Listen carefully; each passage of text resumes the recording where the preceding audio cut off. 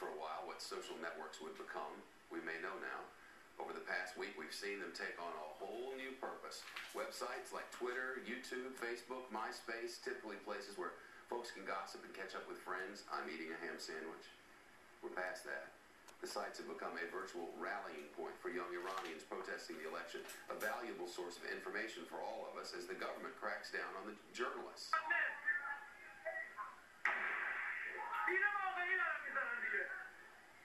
The person who posted this video on YouTube says that was the sound of gunshots after a protest in Tehran. Later in this video, you can see people carry the bloodied body of a young man back into the crowd. Protesters have posted this video and many others like this. But despite that, YouTube tells Fox News there's been a dramatic drop in the number of people in Iran logging on to watch the videos. The Iranian government is apparently interfering with that internet and mobile phone networks. With us now is Matthew Alexander. He's the new media editor on the assignment desk here at Fox News. He handles news that comes to us through digital sources across the country and around the world.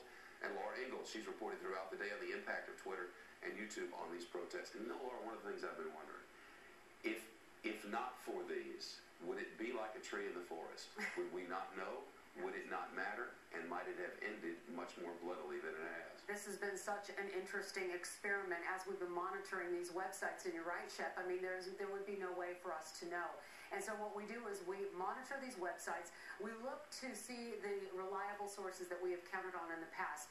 And as Matt knows, and we've been relying on Matt, talking to him about who he trusts and what has been reported throughout the week. And as we look at these sites, I mean, it's unfiltered content. It's something that we have never dealt with before. Matt, you know, Matthew Alexander, a veteran journalist, has been working assignment desk for many, many years, and the rules are the same, yet the ways we use them have changed. Without these pictures, we have nothing. How do you figure out what to do? All right, that's the alternative, is that you have nothing, so you're not going to broadcast anything just because you can't rely on, agency video. I mean, what I did and others have started doing is on Twitter once, since last Friday, we started to build up, Twitter accounts that we choose and we follow, and we monitor them, and they give us good news sources, and then we just rely on them. When they tweet about a new YouTube video, then we'll go with it. If we think it's right, we'll do a little bit of checking on it, but usually you just have to trust certain sources. There's a lot of spam out there too, but we do both. The thing is, on YouTube, people are putting the videos on YouTube. Twitter comes in because YouTube is the vehicle. Twitter is the messaging system. With the metadata, that's how you find these things. You can use sites like Monitor.com, like Twitter, the standard Twitter site, and that's how you find it. Searching keywords, and it gathers momentum. Once you have many people suggesting that this is real, this happened just now, then we'll go with it. You know, Matt and I were talking about this before the program, and I got an email from someone just a minute ago.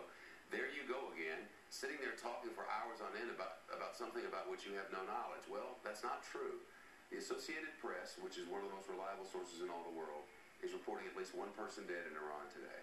And I'm sad to say that we've watched videos of at least 3 dead people. So for us to go forward and say one dead would really not be as close to the truth as what we've seen. Right, exactly. That doesn't tell the story either. So if you have the AP saying one person died in Tehran today, everyone knows that's not true. And so that's, credit to them for being on the conservative side, and they need to do that. But at the same time, you have other, rumors on Twitter floating about 40 people dead, 100 people dead. The reality is it's somewhere in between. It's definitely a lot more than one. So to strictly report what you can independently confirm, that's not telling the full story either. So throughout the day, you'll be monitoring the rest of these videos, and we'll be watching all night long as we approach, 4 o'clock in the morning there. That's right. And as we continue to put these new videos up and the new messages coming in from Twitter, I mean, we use it in the newsroom as well as a tip line. Similar to a police hotline, we get these dispatches, and then we can call and follow up. For instance, we got a call that Doctors Without Borders was going to be going to Tehran, to the embassies. We called them. It's not true. But it's one way that we can get tips and that we can verify things as well. Laura Ingalls, Matt Alexander. Matt will be back with us throughout the program over the next few hours. We have many hours of live coverage to come, and as new information comes in that we can verify to the best of our ability, we'll bring it to you. Thanks, guys. More developments are coming out of Iran right now as Iranians take monitoring the unrest in Iran through a variety of sources, most of them online right now. We're using sites like Twitter and others to show you some fascinating pictures from ground there. Keep in mind, these are coming coming from folks on the streets, everyday Iranians as far as we know. So no, I can't verify these things, but it's worth showing you. This picture appears to show 3 heavily armed police guards cornering an older man wearing a mask there, the same type of mask worn by a number of protesters. And this next photo appears to us to show militiamen on motorbikes. That's how many of them get around. It was posted on Twitter along with this tweet, quote, "They are wild, they killed Iranian people." Of course, we can't verify that either. Back with us to talk about this new technology and how we're using it is Matt Alexander. He's the new media and personal tech editor on the Fox News assignment desk down in our newsroom here in New York. You were mentioning to me as you came out here, you've just gotten some new video clips in, but you're hesitant to put them to air yet. Yeah, it's video of tear gas in Iran. I found it on YouTube. It's being linked to on Twitter, but at this point, I just don't feel confident enough to put it on. I was like, when we were talking about the acid being thrown on people earlier in the broadcast, the first report of that I saw on Twitter, and it was that it was boiling water was being thrown on it. Now, that's the kind of thing where it's obviously, if true, it's a big story. I wanted to send it out, so I sent it out to select people just to let them know this is what's happening, but I'm not going to say, Shep, let's go to air with this straight away until we have more people. Then, as the story developed, it picked up steam, and we had more people confirming the acid, then we felt safe with reporting it as a report. Not confirmed by Fox, but reports that are coming out of there. Now, it's in so many walks of life, across so many different stories in journalism, we rely on sources, people we've come to know and come to trust.